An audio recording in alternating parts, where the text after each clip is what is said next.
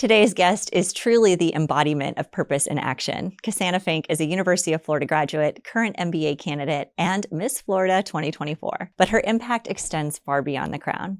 After her father's life-saving liver transplant, Cassana turned her family's experience into a mission at just 14 years old. Over the last decade, she's educated and empowered over 400,000 individuals across Florida, authored a children's book now housed in every county library in the state, and led as COO of More Transplants, More Life to champion equity and access in organ donation. Cassana's work has earned her accolades like Donate Life Florida's Ambassador of the Year and a nomination for Donate Life America's Pinnacle Award.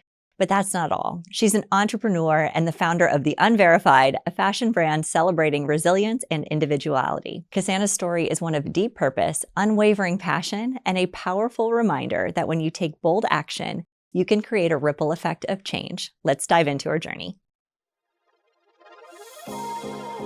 Welcome to the She Believed She Could podcast. I'm your host, Allison Walsh. This show is dedicated to helping you show up, shine bright, and achieve abundant success.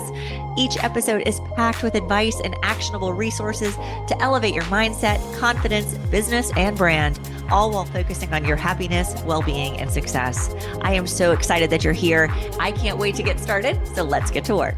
Let's be honest, validation is overrated. That's why I absolutely love the Unverified. It celebrates who you are, boldly, authentically, and without needing anyone else's approval. If you've ever felt underestimated, overlooked, or like you had to prove your worth, this brand was made for you. The Unverified blends timeless fashion with bold purpose, standing for resilience, individuality, and the unapologetic power of showing up exactly as you are. Every piece is designed with intention to help you feel empowered, aligned, and unstoppable. And I'm so excited to share that the Unverified is the official clothing sponsor of the She Believed She Could podcast. Tap the link in the show notes to shop now and represent what you believe in. No permission needed, because you don't need to be verified to be the influencer of your own life. Well, I am beyond honored to be sitting here with you today. I'm so excited that you're on the show. I am so excited. I've been counting down the days. Oh my gosh. Well, Cassana, I'm beyond proud. I can't wait for everybody to meet you. But could we start with you sharing just a little bit more about yourself with the audience? Yes. My elevator pitch. Yes, please. I am Miss Florida 2024, which is the hat that I'm most proud of wearing. I am from Ocala, Florida, Central Florida, grew up as a competitive dancer in an incredible family. Hard work has been instilled in me since a young age. University of Florida graduate, now getting my master's from University of Florida. I studied at Condé Nast College in fashion, moved to New York, worked in the fashion industry, PR fashion, editorial fashion, designer element. COVID brought me home. I had a little bit of a breakdown, I would say, trying to find my purpose again. And that's really what led me to entrepreneurship, where I started my own clothing brand, which we are both wearing today. Hey, girl. And another seasonal business, which is really interesting. I call it my blue collar job. But what also coming home taught me was that my love for service, I think, was missing when I was in New York City. I just felt like there was a piece of me that was not fulfilled. And I really delve into promoting and advocating for organ and tissue donation again, because my father is a transplant recipient. Mm-hmm. So that is kind of my elevator pitch, but Top 5 at Miss America. Oh, that's right. That's right. Thank you. You're welcome. Just want to remind you of that. I was top 5 at Miss America, and I never in a million years thought that I would have got there. So thanks to you. You did all the work. But I really do think that now being able to say that for the rest of my life is such an honor. It is. It absolutely is. You represented Florida beautifully. Thank you. I loved that moment too. And just watching you on stage, and you were so yourself. And I think that is just such a beautiful memory that I have, and that I have shared with so many people. In that moment up there, you were you.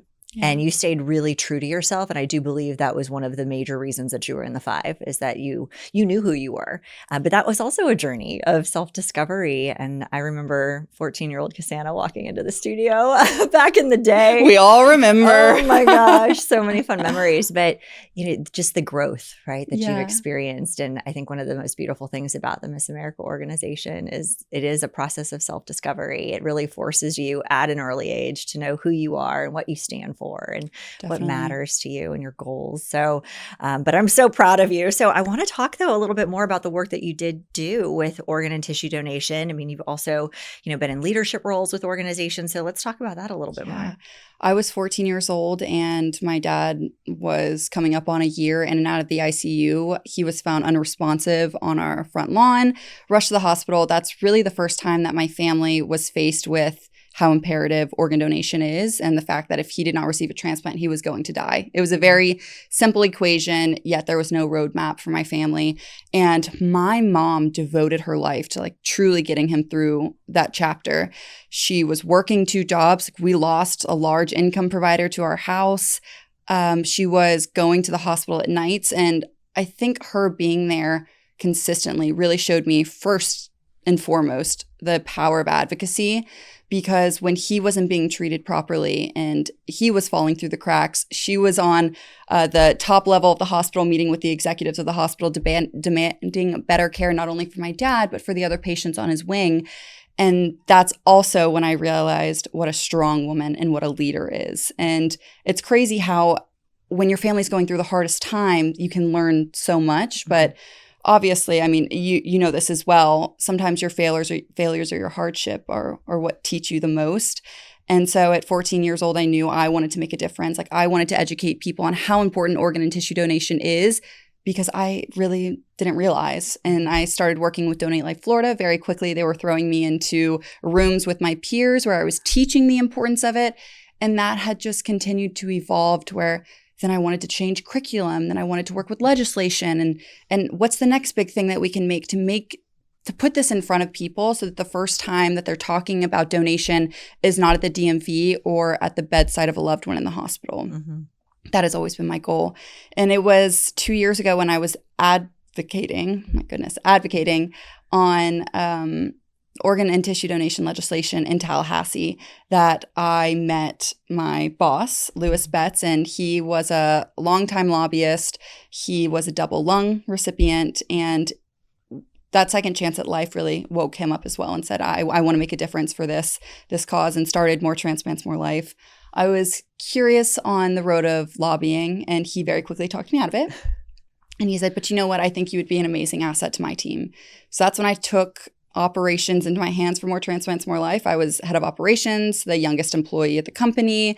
I just remember being like, this guy is crazy for thinking that I could handle this. But it's so interesting how when you're given a task that maybe you think you're not capable of, you step up to the occasion and you make it happen, which is exactly what happened in my case. And we had rolled out 6 programs that touched on everything from podcasting about organ donation to curriculum to being a bridge between marginalized communities and the healthcare sector. I was traveling the country, meeting with people, trying to figure out the best way to approach this in our state. And I don't know, he just really reminded me of how remarkable humans can be when they wake up every day and they're not scared of a challenge. Mm-hmm. Every email he had was trademarked. You can't be relentless.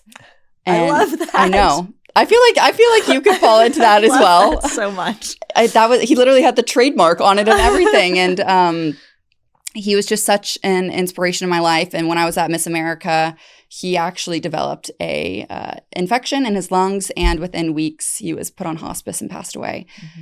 So that is also another why that I have. Not only my dad, not only all the families that I've met along the way, the donor families that this is their silver lining in tragedy, the recipient families who have just wanted to give so much back to the cause, and also the individuals who have lost people on the transplant list. Mm-hmm. That's why I do what I do. And now I've added Louis to my why, and I know that I'll never be able to stop promoting this cause, because when it becomes personal, it becomes forever. Well, I think when you love a cause as much as you do and you have a deep connection to it, it lights that fire, right? And you recognize what's possible when committed, dedicated, devoted individuals move in a singular direction to make a difference for a group of people. And you've done incredible work. And I'm so proud of you. And I know this is just the beginning. I think that's the cool thing too about being involved with Miss America is it's so celebrated. The service aspect is put on the pedestal because it should be.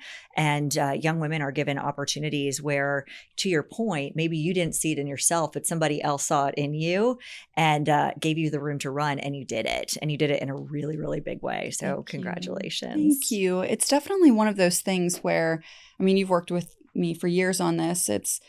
There's so much potential that all these young women have, and the things that they're doing, it's incredible. And I can sit here and look at it and celebrate it. But when it comes to yourself, sometimes you need that person to put the mirror up in front of you and say, you are capable and you are more than enough. And this year has taught me that in so many different ways. Even this past weekend, I was covering a event for military. It's called the Air and Sea Show. It's one of the largest events. It was on Miami South Beach, and I was the reporter / anchor.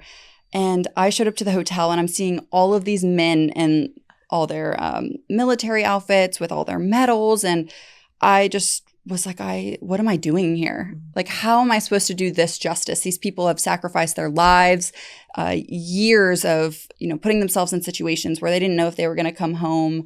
And I'm supposed to be the one to storytell. But now being on the other side of that weekend, after going skydiving with the Golden Knights and meeting so many brave and incredible people, I realized that I could have messed up a word, or I could have had to ask how I said their whole title 7 times, which is a true story.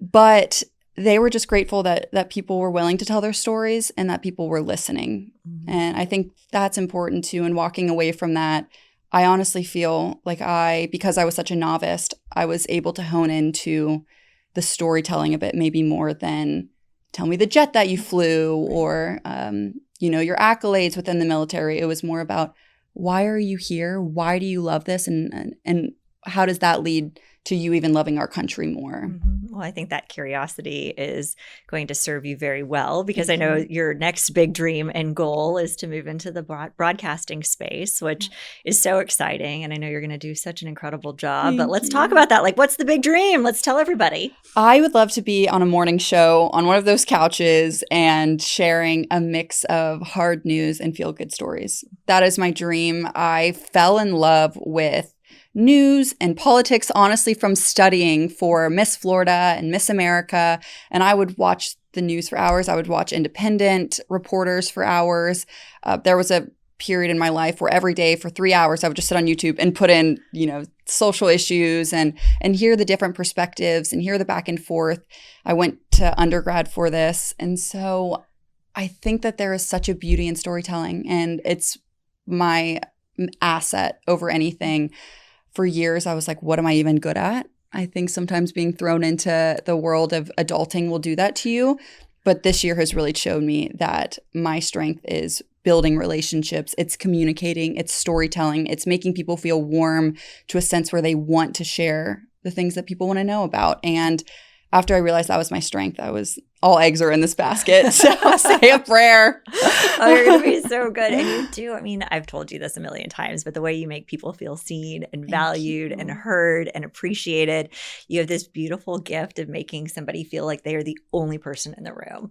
And that is the best, right? And like, I just can't wait to watch your career evolve and you step into this new chapter where there's just endless possibilities for you. And it's just the beginning. I mean, the Miss Florida title is such an accomplishment, but it is, when you have many years under your belt, like I do, 19, looking backwards, you realize that it really is just the beginning. And it's so fun to see everybody that then, has the chance to step into the Forever Sisterhood and like what they do next. So I'm glad that you are celebrating it now, because it's terrifying being on this side of it. And it's been truly such a sense of comfort being able to turn to Forever Miss Floridas and hear their stories of how after they gave up their crown, there was some sinking and flailing and self-discovery, but that it just led to such incredible things. And I continue to hone in on that because, I mean, you know how Miss Florida is. It's very accolade driven. It's very much like,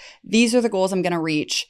I don't care who says it. No ifs, ands, or buts. Like, this is what I'm going to do. And it's going to set me up to where I can really step into the role of Miss Florida and be the best that I can be. And that was my focus for so many years. And especially the camaraderie that comes with, the rooms that a crown and sash will get you in.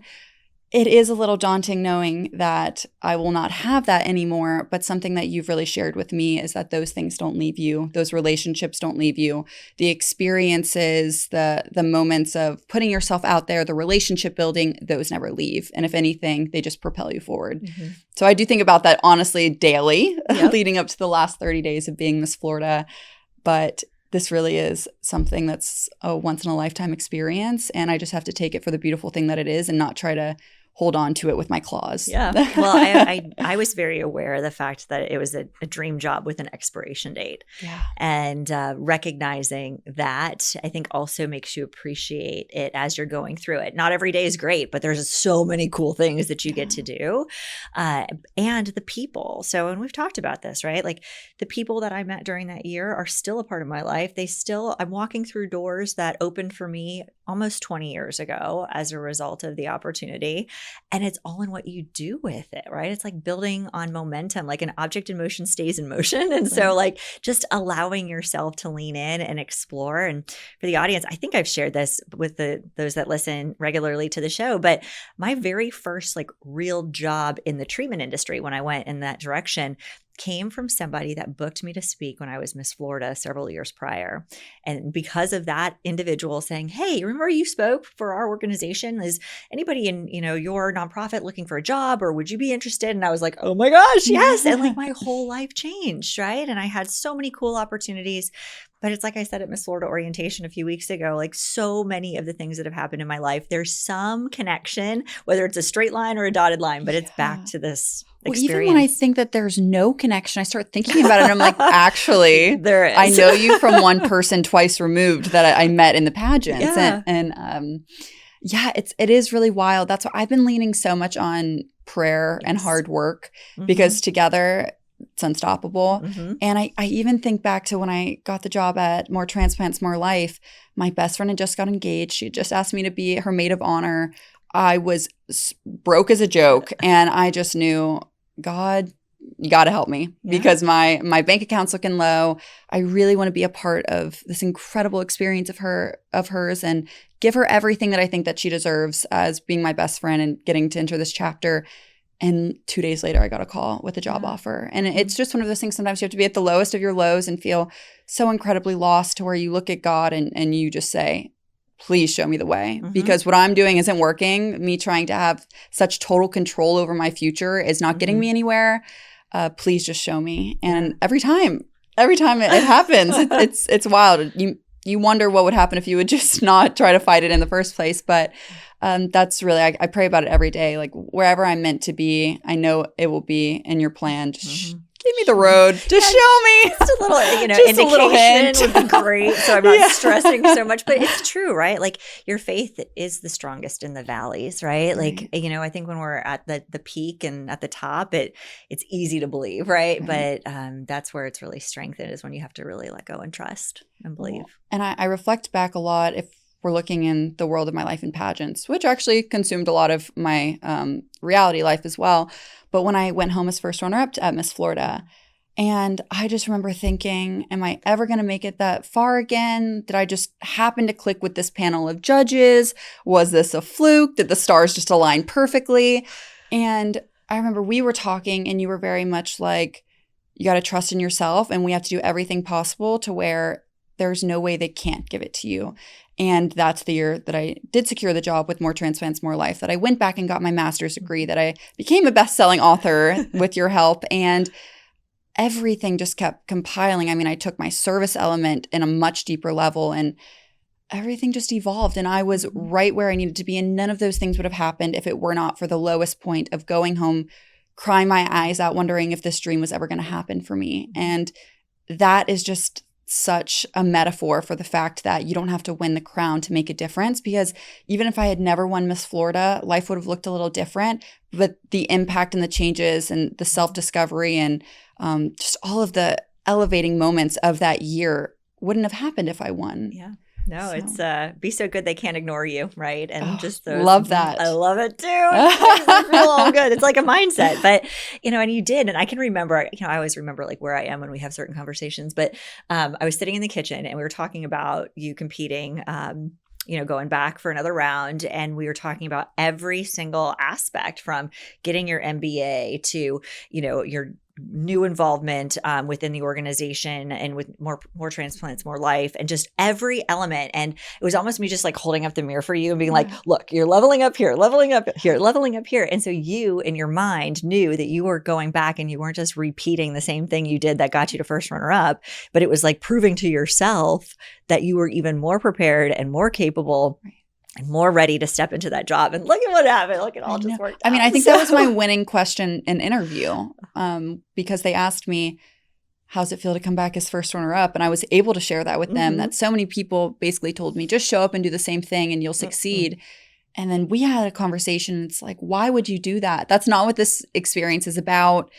You are only hindering yourself if you think that that's going to bring you to success. And I shared that and I told them I've done this list of 10 things in the past year, and it wouldn't have been it was because of losing. It was because of not walking home with the shiny crown that all of those happened.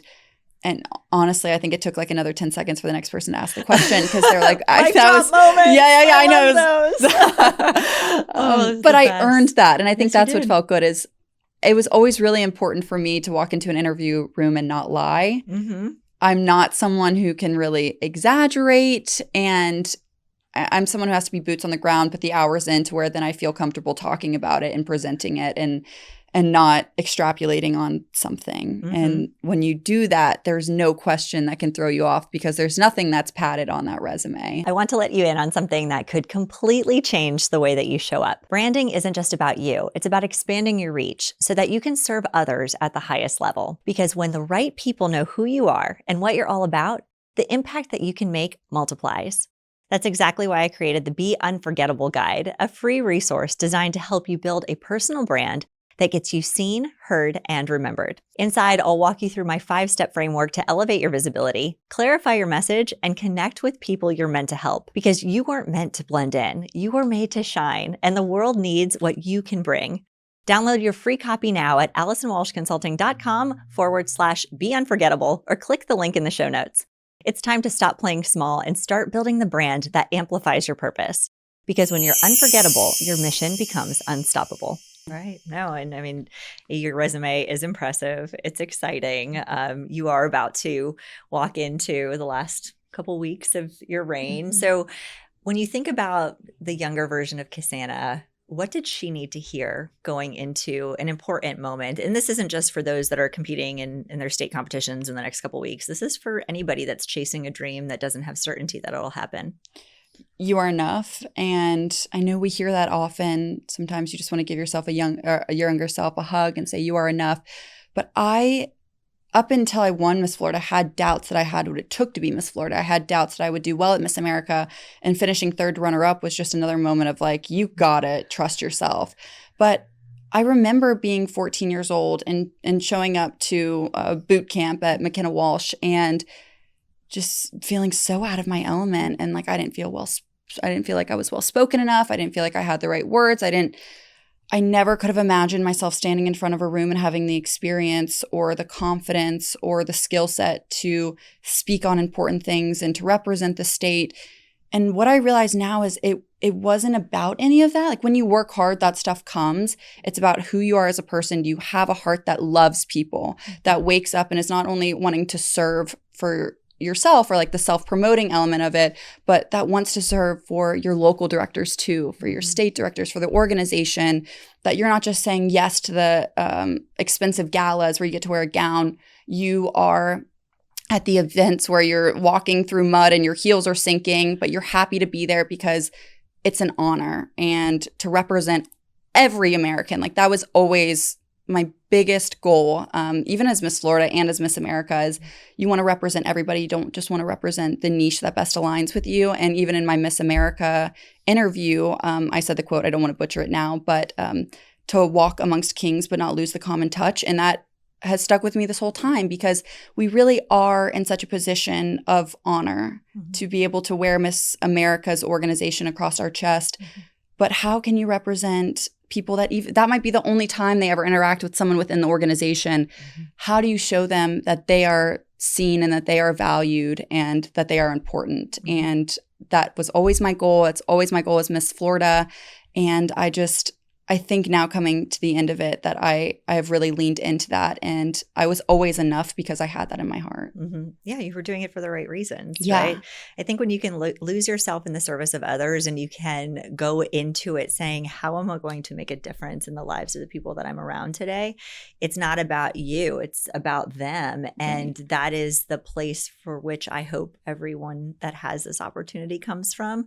I certainly talk about that a lot when it comes to building personal brands. So even for those that are not in pageantry or competing in anything like that, sometimes people are like, oh, well, if I'm building my own brand and I'm doing these things, it's very ego driven. I'm like, no, it's about illuminating your special gifts and talents for the world so that you can do greater good and serve more people. And it's the same mindset, right? It's like, this isn't about you. It's about everybody that you can impact and influence in a positive way. And who knows what mirror you'll hold up for them that could make a real difference in their lives. Well, I think it's the whole idea of an influencer too, right? Like, are you going to be the influencer that is making young girls have eating disorders and promoting like photoshopping and, just these really toxic mentalities? Or are you going to be the influencer that's real, that shows what true beauty stands behind, what the impact of real influencing can make? It really is. It's a fork in the road. And again, I truly hope that those who get the honor of wearing a crown in this organization always chooses the better route of how can we make real, tangible difference. This is not about you. This is about service. Yeah, absolutely. So, well, I'm excited because we're going to flip the script here put you on the spot. Yeah, before we wrap up today, there was a call that came into the request line from you that wanted to ask a few questions. Happy to do that. I love a good interview. Yeah. And then I want to wrap up with a couple last questions and we'll say goddbye to the audience one last time. Is this Florida 2024? Somehow I'll be back. I know you will. I know you will. It's going to be great. So, I keep knocking on the door. So you are very well achieved. And I think that's the first thing that we need to talk about. Anyone who listens to your podcast knows that, but especially as someone who has always looked up to you within this organization, like I have seen even in the past 10 years, like the journey that you've made, the impact you made. And it's honestly because you wake up at 4 a.m. and you don't stop until what needs to be done is done.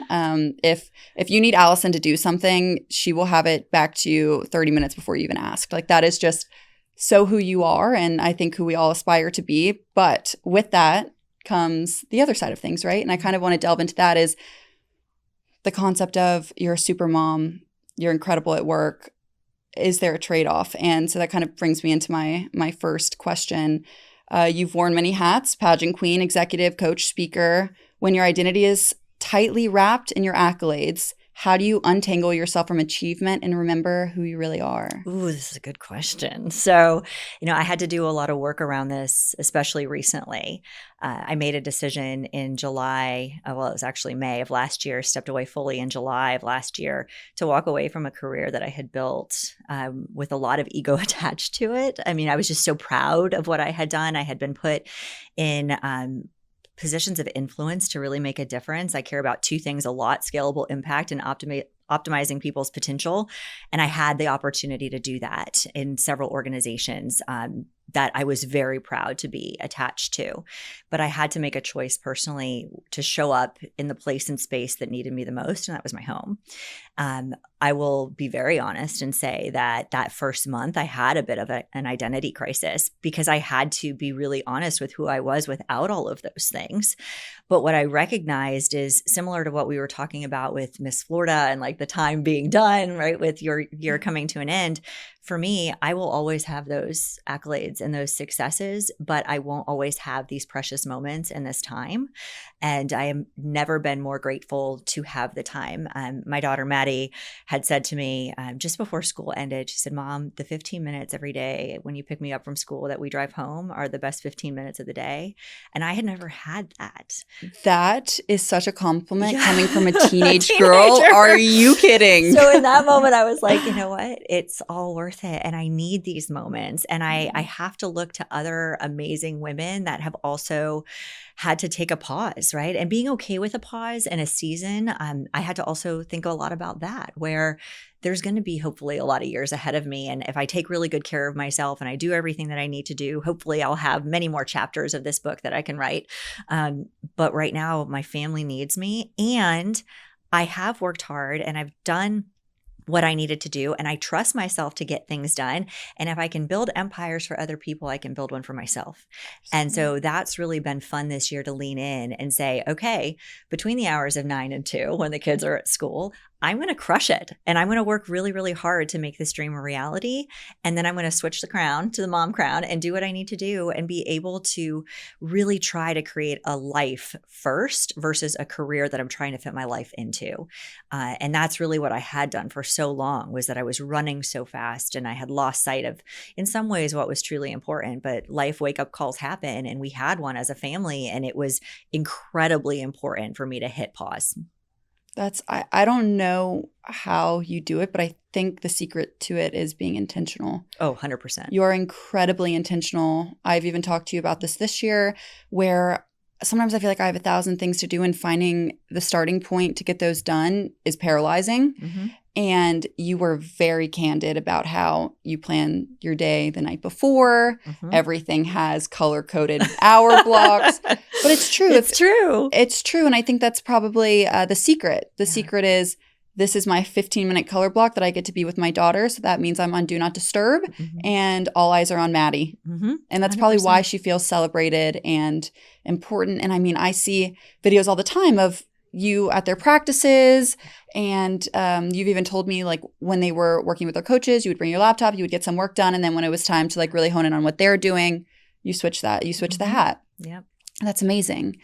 As you've experienced this whole journey and also working with high achieving clients, what does self-doubt look like masked behind a high achiever, and how do you, maybe yourself, maybe you have a personal story, but how do you get individuals to get past that? Yeah, I mean, it's our high achievers are the best at masking it because they've had achievement and they don't want to not be at the top.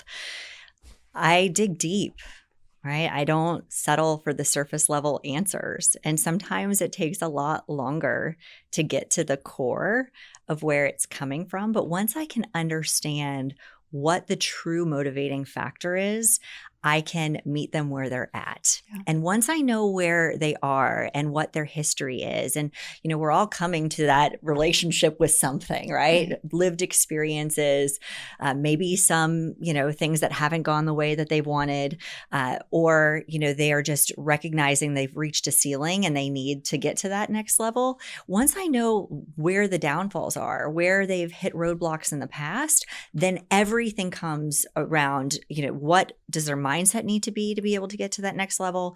Because the achievement will happen, right? Like, I never take on a client that I don't think I can help them be successful. I'm very, very selective with who I take on. But I also recognize where are their self-imposed limitations so that we can address it. Usually for high achievers, it's 90% mental and actually only 10% of what they're actually going to do, right? And I mean, I think that was my case. Yes, definitely going to Miss you America. had it all, right? Yeah. Like, it's all there. But how do you get out of your own way? And I've loved the work that I've done with my clients over the last decade plus in that arena, plus doing all the work with positive psychology and really understanding the mindset and the science of happiness, well-being, and success. And how do we just remove the barriers? There are so many cool exercises to do. In fact, I was talking to one of my high achievers yesterday, and I was really trying to get to the heart of her why. Like, why are you doing this? What is lighting you up? Like, why have you invested all of this time, energy, effort, resources, everything, years of your life chasing this dream? Why? And there's an exercise that's called 7 Levels Deep, and it's basically challenging yourself, and you just continue to go deeper and deeper and deeper on the why. And once you're there in this state of vulnerability, the real truth comes out. Right. And once you know that, then everything moves in that direction. So it's been really, really cool. You figure I've run alongside over 300 amazing high achieving women one-on-one.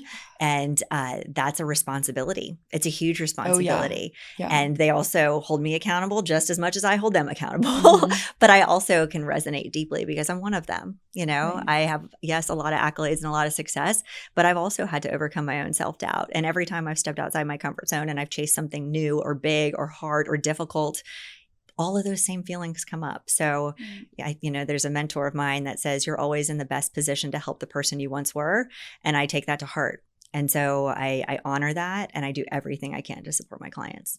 That's incredible. To think you have had self-doubt, I think is, I think that it's so important to humanize mentors sometimes because, again, I've looked up to you most of my life, and I just never would have thought that there was even a piece of doubt in your mind, which then makes me feel like something's wrong with me, right? And so I think having those very candid discussions that we've had throughout the years where you've shared, after you gave up your Miss Florida crown, there was a period of time where you felt a little lost. And that just makes me feel seen and like, okay, well, if Allison was able to navigate through that and she was able to come on the other side and accomplish everything she has, I need to give myself a little grace for feeling lost too, instead of, again, trying to control the whole situation.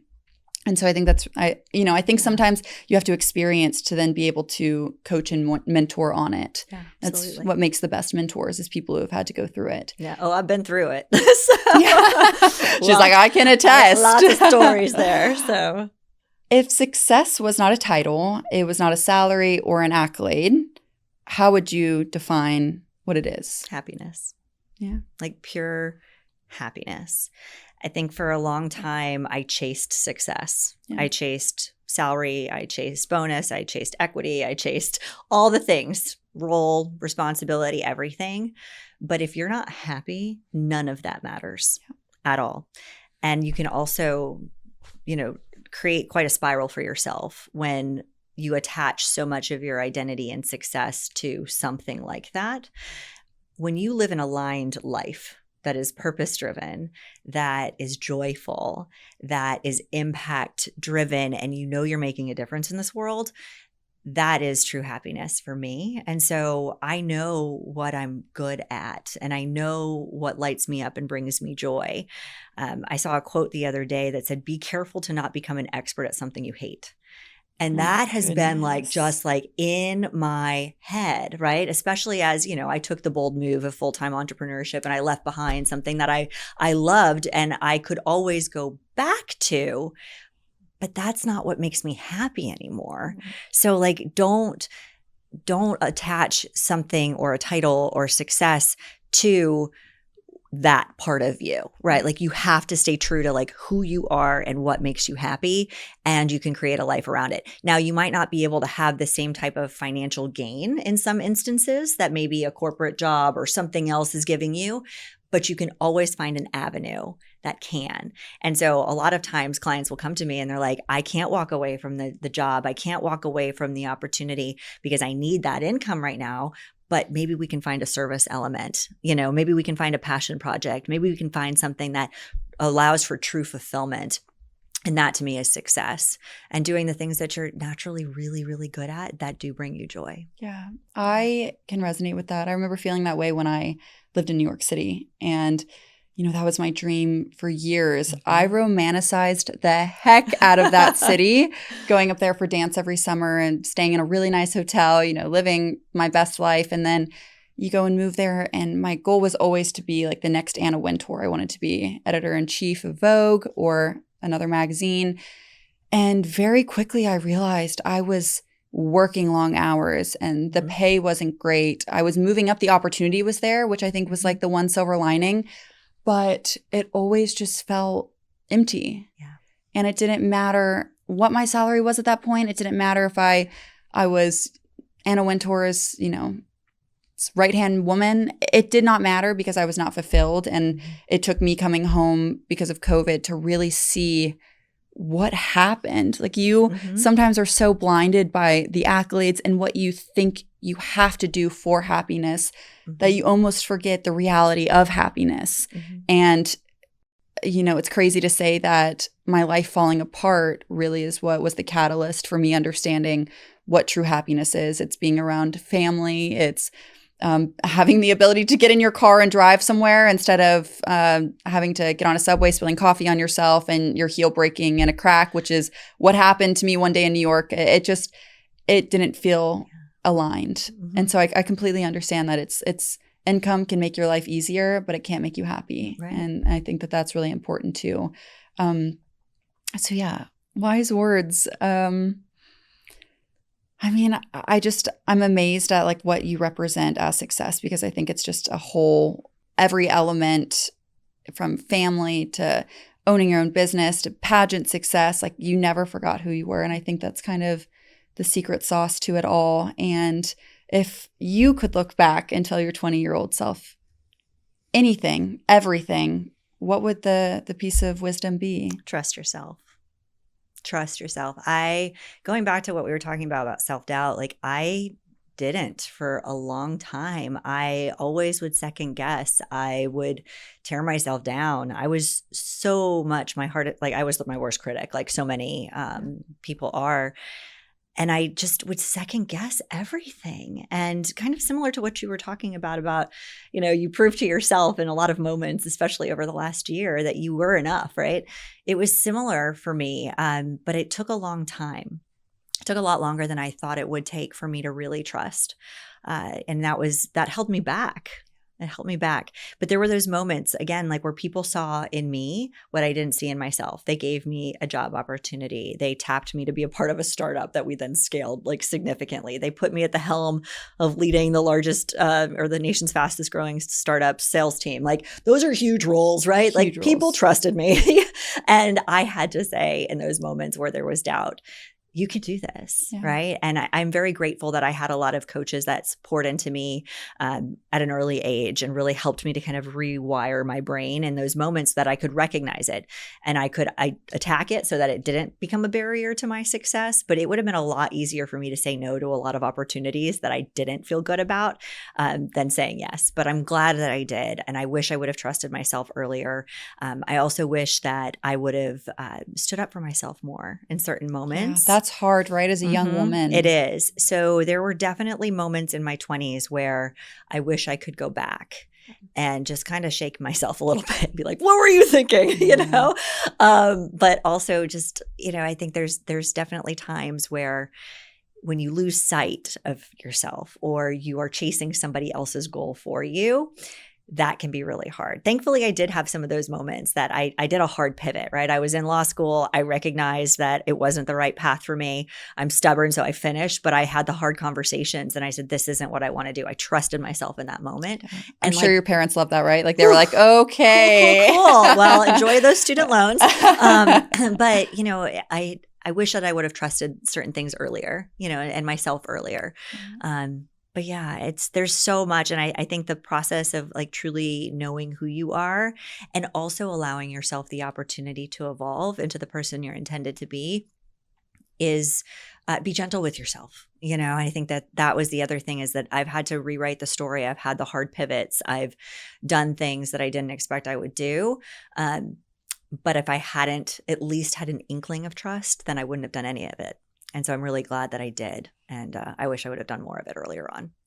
So what is your greatest weakness then now, being able to reflect back? Greatest weakness now, like in my 40s? Seeing everything that you've evolved and everything that you've worked on, that you've gotten better at, is there one thing that stands out to this day where you're like, you know what, I really do need to work on that? Yeah, I still think like I can't unsee potential.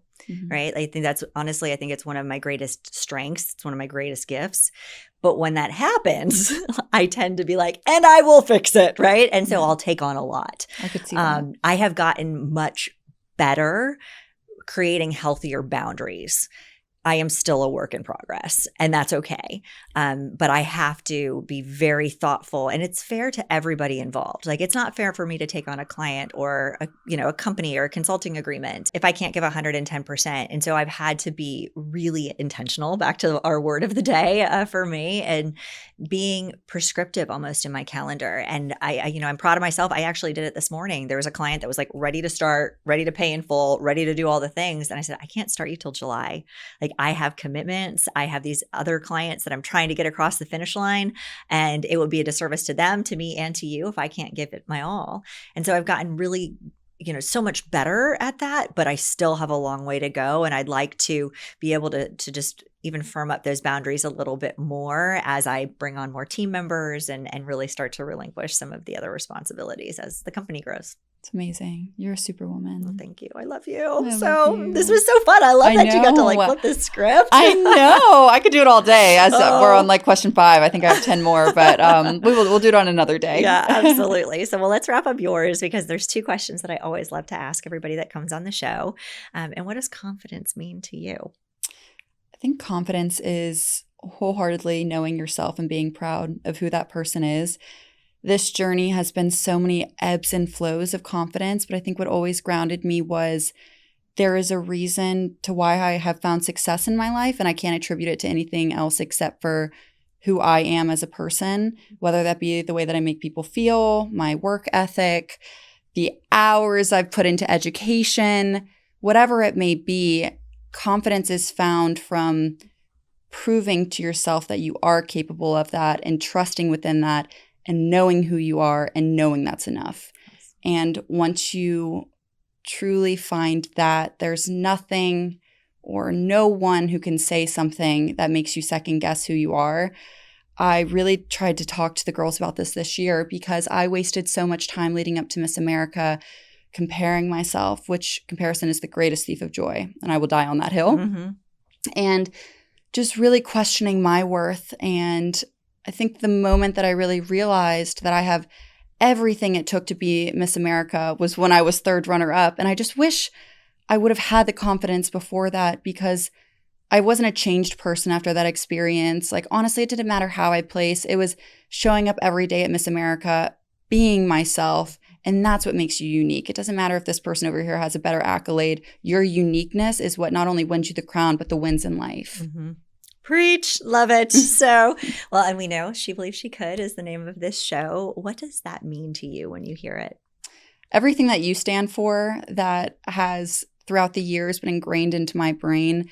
She Believes She Could truly is waking up every day, looking in the mirror and telling yourself you can do this.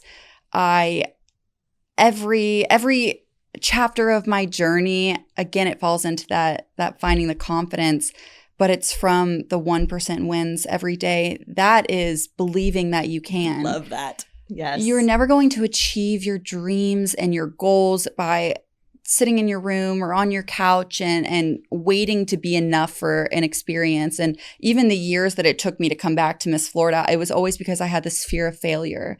And the moment that I believed that I could, even if there are self-doubts along that way, it's what's the net gain, right? If you're waking up more days than not saying, you know what, I can do this. Like, if I really have the peace and preparation, if I'm doing the mock interviews and I'm going to the practices and I'm stretching at night and I'm eating clean and really getting to know myself, everything that is involved with becoming Miss Florida or achieving this dream, or whether it be career-wise, you're waking up saying, I believe I can. And that's what She Believes She Could represents. Yes, I love it. Best answer yet. So good. All right. Well, Cassana, I am sure people are going to want to follow your journey. Where should they go? How should they find you? Where should they follow you? Instagram, TikTok, Facebook at Casana Fink. I will be on Miss America FL for a couple more weeks.